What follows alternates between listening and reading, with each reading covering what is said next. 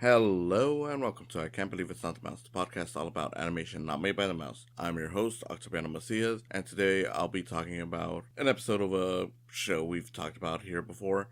Cartoon Network is a big part of my childhood, and a major part of that was Dexter's Lab. We talked about Dexter's Lab movie a while back, Ego Trip, and I figured, okay, let me talk about one of my favorite episodes of the show. Before we get started, I just want to say, if you're listening to this on YouTube, go ahead and give it a like, subscribe to the channel, feel free to comment, and ring the bell for notifications. Also, if you're on Spotify or just any other podcast site, follow this show on those platforms. Mach 5. So, just to catch you up to speed, if you forgot what Dexter's Lab is about, or don't even know what it even is, Dexter's Lab is, of course, a show that was on Cartoon Network. It was pretty much their first official cartoon, like the original show-wise. You have a boy genius named Dexter who has a secret lab in his house, and his sister Dee Dee tends to mess around in it, while the parents are completely unaware, and there's a few other characters that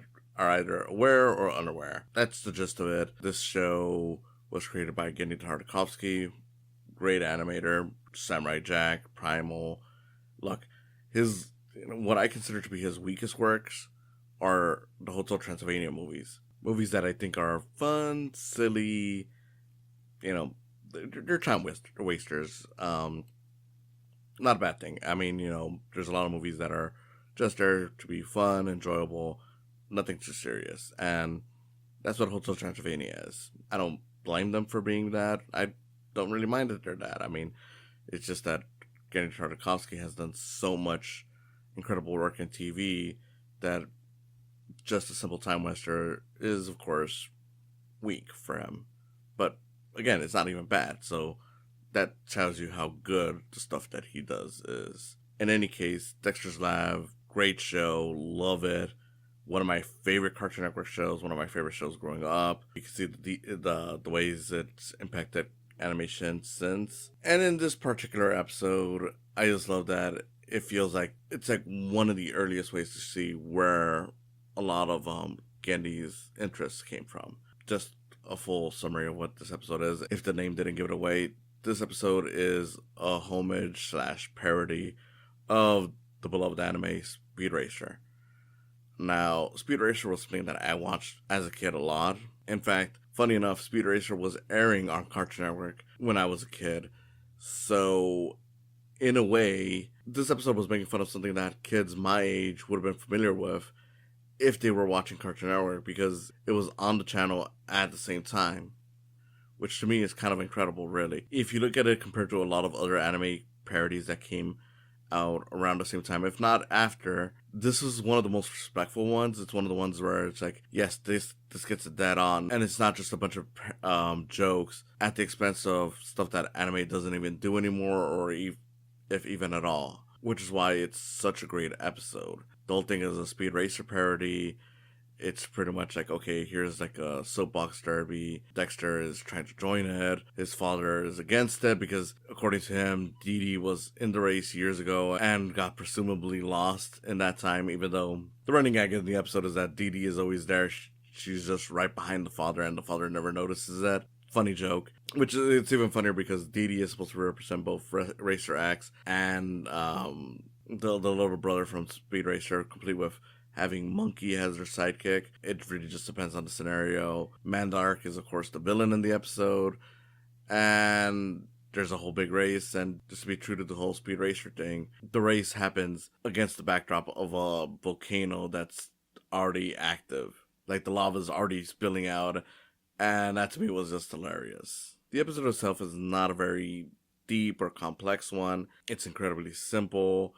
It's what you would expect from a standard Dexter's Lab episode. What makes it so good is the fact that this is an episode that pays homage to anime, and more specifically Speed Racer, and it feels true to Speed Racer. It doesn't feel like it's just making up a version of Speed Racer that never existed. It feels like the Speed Racer that we know and love. Now, granted, I know that this is technically going off of the American dub Speed Racer. It's still at least a version of Speed Racer that people would love, and that in and of itself, to me, makes it such a special episode. It's an episode that I really love. Sorry if you're hearing some crowing and rooster cockadoodle doos. But yes, on the whole, it's a very impressive episode.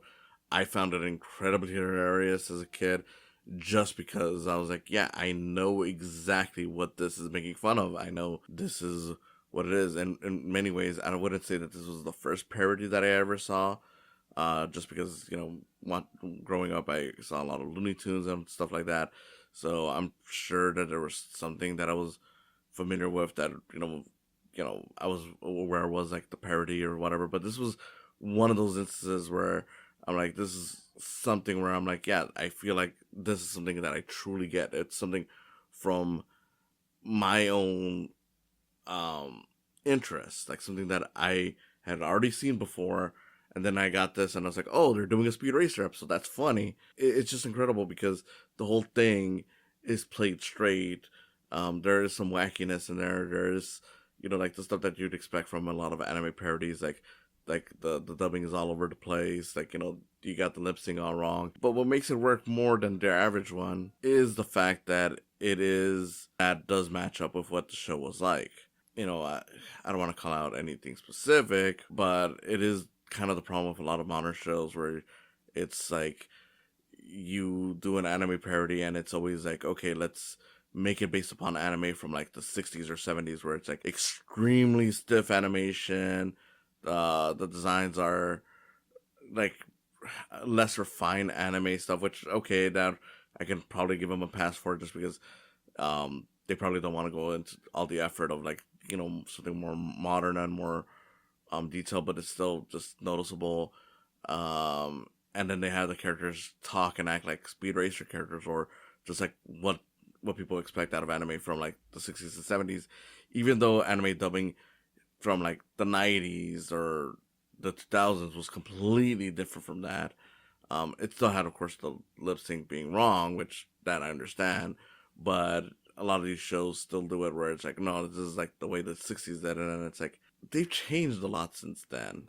So it's always just felt like, okay, we gotta improve it a little bit. But this one does it just right. And I appreciate it for that. Dexter's Lab, wonderful show. This episode, incredible parody. And I do think that it'd be nice to see Gendy return to this kind of thing where it's like, okay, let's do a parody of one of the things that, inspired his works. Like, it's of course pretty obvious, especially after I had seen the movie, which I've talked about on here, with the Little Prince and the Eight-Headed Dragon. It'd be nice to see, because, of the inspiration for Samurai Jack, if he ever did a direct, like, homage to it, or much like this episode, do, like, a parody of it, because that movie did have its kind of unintentional comedic moments in terms of just the way it was dubbed for English, but also because of the way the animation, I mean, in terms of like the story, the way it was handled. So I don't know. I would like to see more of this, like just a sincere anime homage that understands what it's directly parodying. It doesn't even have to come from Gendy Tartakovsky, if I'm completely honest. It can come from anyone. It'd just be nice if someone would do something on this level again. I just want more anime parodies and homages to feel as good as Mach 5. I mean, even the name itself is kind of great. Like, instead of Mach like the speed, it would be like Mach as in the comedy, and yeah, that's all it is. But I don't know. Maybe one day, maybe as we get more and more anime fans into this medium, I don't know. I know things have certainly changed since then, but I do think this is a good example and a good standard to set for your anime parodies. I love Speed Racer. It's funny. It understands what makes Speed Racer tick, and just the whole premise was great for this episode. Yeah, nothing else to it. Thank you for listening. Hope to see you again next time, and I'll try to make it a longer episode. Hopefully we can do an episode where, yeah, this just, it's more involved. But for what it's worth, I still enjoy doing this. So thanks again for listening. Oh, okay, you can race, but only on one condition. You do it for the memory of your long-lost sister, Dee Dee. Hello? There it was again. Thanks for stopping by. Go ahead and follow this channel. Subscribe, like, and comment. Ring the bell for notifications. Go ahead and also follow my podcast. And give some love to my Patreon account while you're at it. It's www.patreon.com/saicams. Again, thanks for stopping by, and I hope you come back for more in the future.